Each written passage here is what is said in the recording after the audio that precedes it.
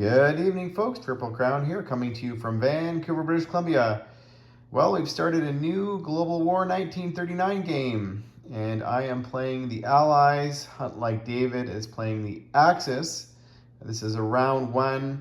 Allies have gone. Italy is still to go, and we'll get into sort of what happened on the Allies. So over here, South Africa, the Battle of the Graaf Spee. The British lost a destroyer. The Graaf Spee is sunk to the bottom of whatever it is, whatever the sea zone is.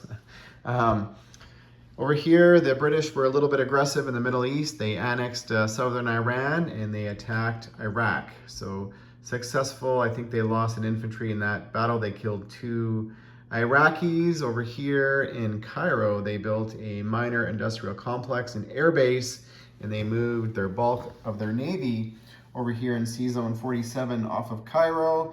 They also annexed Greece, and they moved some more naval ships from off the coast of Gibraltar, Sea Zone 35, over here off of Sea Zone, I think this is 45. So trying to bulk up the Med. Obviously the air base there is to protect their fleet.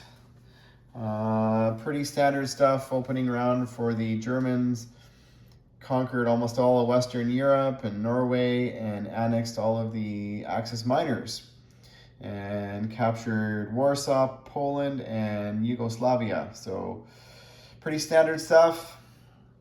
Major naval battles occurred here. There is a Free French, the Free French boats. A lot of them went on the UK side, so big bonus to the Allies there. They sunk the remainder of the German Navy in Sea Zone 14 off Scotland, and they've got a couple Spitfires there to scramble. There is a little bit of a German Navy here left off of Stettin. They've got maybe 3 boats there and a couple boats here off of Finland. Over here off the east coast of Canada, there is a fighter ready to scramble from Dartmouth, and there's a British and Canadian destroyer there and a Free French transport. That is a bonus to get a transport turn 1. Let's head over here.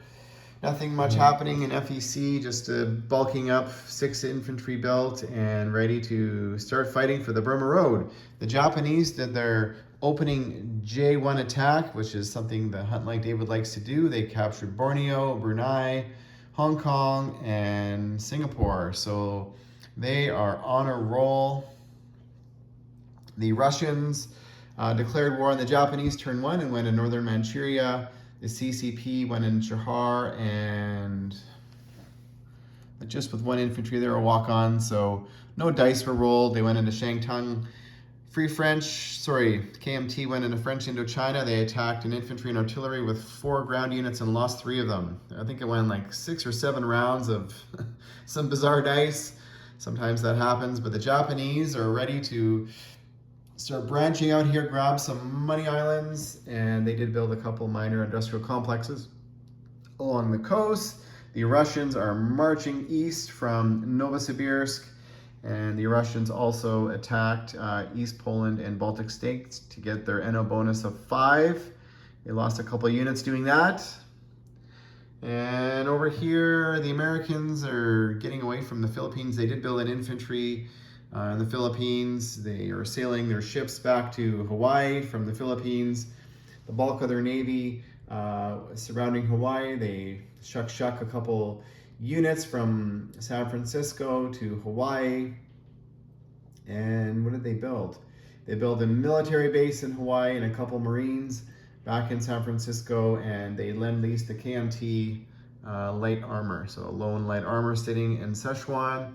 The Australians, well, they're already in retreat mode. They're hiding in southern Australia. They have a naval transport there with 2 units ready to, not sure what they're going to do. That's really going to be dependent on what happens with this Japanese Navy. They did build an infantry back home.